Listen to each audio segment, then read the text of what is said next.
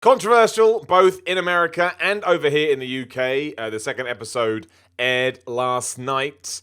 Leaving Neverland is a documentary that I probably don't even need to give much of an introduction for. I think it's made the headlines pretty much across I'd say the world. I mean, you know what I mean. And it has become quite a talking point, which is why I didn't know what to do with it at first. I said, do I talk about it? Do I not talk about it? Because it's going to get a reaction either way. But I thought, look, that's what this vlog series is all about. Especially after when I was done watching it, something else very prevalent came to my brain, and I kind of had a bit of an internal conflict with it. I thought, you know what, I'm going to throw it out there. Anyway, hello, my name is Simon Miller. Welcome to my YouTube channel and my crazy vlog series where we just talk about a lot of, well, we don't even know anymore. It changes all the time, but if you are an old viewer, a returning viewer is better. I much appreciate you being here. And if you're brand new, I appreciate you being here too. Now, look, I mean, I imagine a lot of people have clicked this because they're going to be like, well, I wonder what Simon thinks about Michael Jackson's innocence or guilt. And, I'm not going to shy away from it. I'm going to be honest and just say I've always thought Michael Jackson was guilty, even, 10 years ago, whenever. I don't remember when the conversation would come up, but I just did. Like, I think that to me there was too much, an old or an adult gentleman sharing his bed with young boys was just, for me personally, was just, not just me, lots of people think the same, but was just like, I can't get my head around that. I can't accept that. I do completely understand when you look at it, Michael Jackson from a human perspective. I mean, he did have an absolutely horrific childhood. There is no two ways about that. And there's reports and stories out there that you can read. And of course, that's going to have a mental effect. But, when you still do take these actions, whatever the reasons, there is no excuse. That's just the way that I feel about it. And the reason I'm kind of tiptoeing around it a little bit is simply because I get it, right? Well, I don't get it. Well, I get it and I don't get it. I mean, look, I've got a friend. There's a friend of mine, and she is an adamant Michael Jackson fan. Like, I'll call her obsessed. And she won't hear one bad word against him. I've told her my opinion because it came up. But I'm not going to go around shouting in these people's faces because I don't do that with anything in my life. I'm happy to sit here and give you my opinion, which is, yes, I believe Michael Jackson to have been guilty of all the stuff that has been put out there. But I'm not going to get all up in your face just because you may disagree, even though deep down I'm like, I don't see it that way. And I do that with everything because I just do. There's too much shouting and yelling in the world, and I don't want to bring any more into it. But again, the thing that really got me when I was watching it, tying into the opinions, is that one of the responses that people that want to defend Michael Jackson have is, well, he wouldn't have done it because he's Michael Jackson and he was really famous and he made good music. And that, to me, the real issue with that is twofold. The first is that does a real disservice to not only the victims, when I say all victims, what I'm trying to say, all victims of child abuse or any kind of abuse, because it means you're putting people on a pedestal to the point where you don't think they could do these bad acts. And that is going to stop people speaking out. Like, if other people have been abused by famous people or celebrity people or people in positions of power, they may start thinking to themselves, well, I can't speak up because all I'm going to get is, well, that must be preposterous. Why would, famous person X do that to someone? They don't need to. They've got it all. And that ties into a whole other thing, which is point 2, which is about how mental health works, or at least how I believe mental health works. I like to stress this is all opinions because I get it. It's the internet. It's crazy.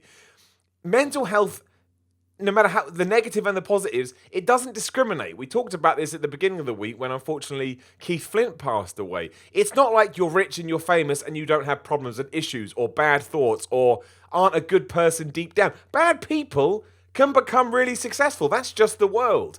And it does suck, and it would be better if it wasn't like that, but it is, and there's no point pretending otherwise. And that's, especially on Twitter and social media, I saw a lot of people saying, oh, Michael Jackson wouldn't do anything like this. And it's the same people that went, oh, why would Keith Flint kill himself? He's got everything going for him. What a crazy person. It's like, no, that's not how it works. So that's the thing that kind of, as you can see, kind of rubbed me up the wrong way a little bit, because I think you need to look at these situations, and you need to look at the bigger picture. Oprah Winfrey did an amazing interview with the two people from the documentary, focusing on child abuse in general, and it was really empowering and is that the right word? Inspiring. But it was an emotional thing where her big point was you have to look at the overall picture, no matter what you think about Michael Jackson. Don't let it cloud your judgment to this issue, which is bigger than all of us. And she was absolutely right. Like, these are the kinds of things that we need to ensure that we don't do, because the only thing that's different. I mean, I get it. If you think he's innocent, you think his name's being dragged through the mud. But I can't get on board with you on that one, because that's not what I think.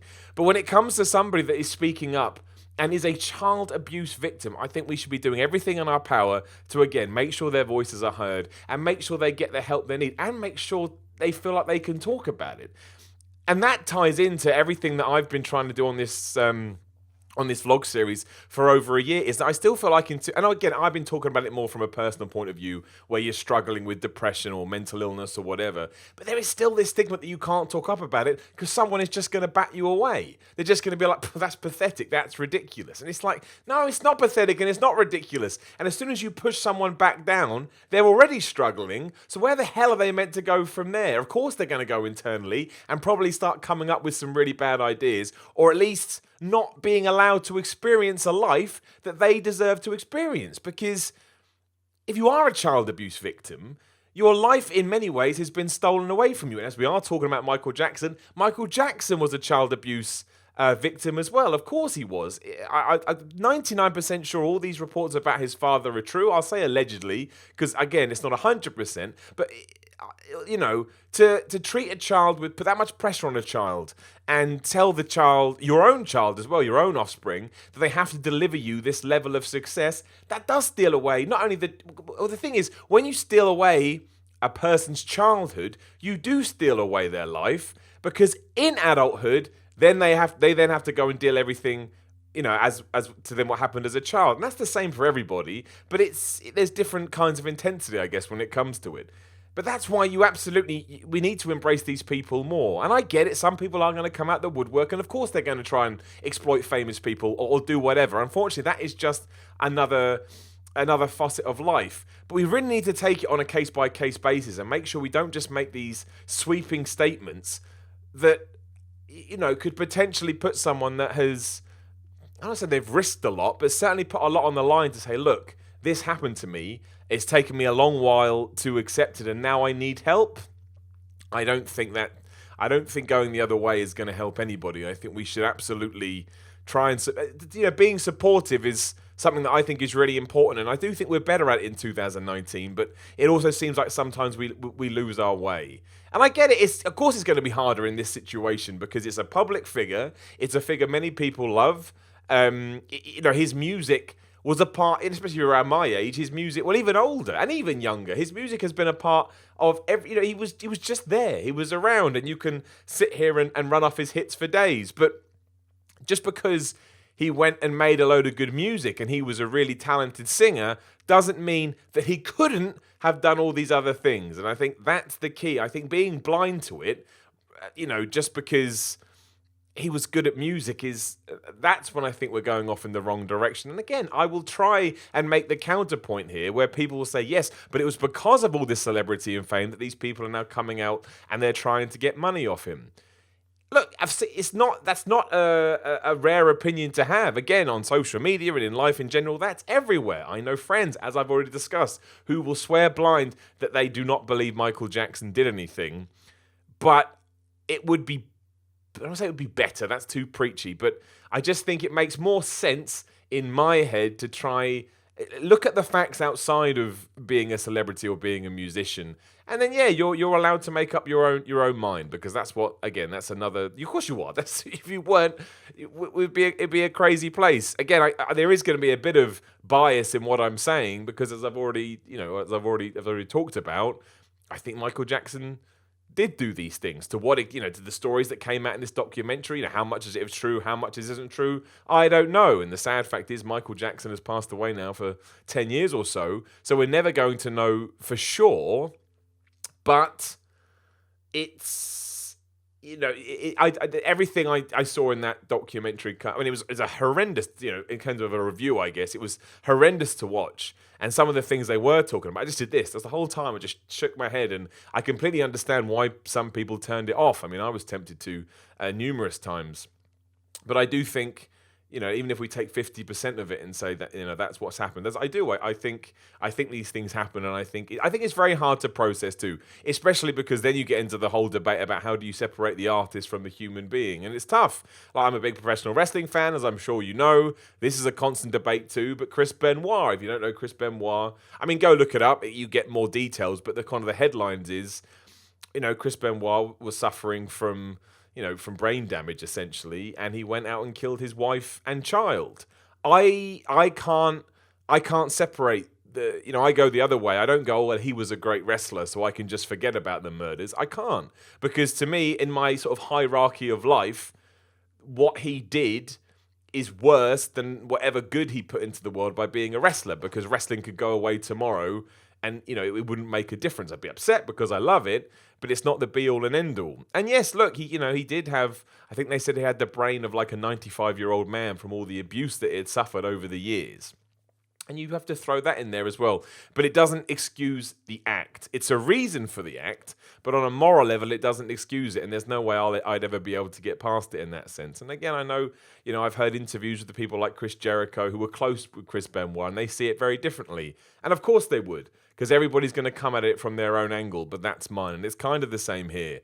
But, now there's a bunch of people calling, oh, you're a liar, you shouldn't have spoken up. And there will be a knock-on effect to that, and I don't think, I think that's really worrying. I just do, and that's what we do on these vlog series. We talk about this stuff, and you're welcome to, rebuff me and rebuke me in the comments below. That's what they're there. I'm not going to turn them off. People always will leave something going, oh, you're going to turn the comments off, and I'm sure a couple of ardent Michael Jackson fans will find this, and they won't be pleased with what I have to say, but I'm not saying it to try and wind anybody up.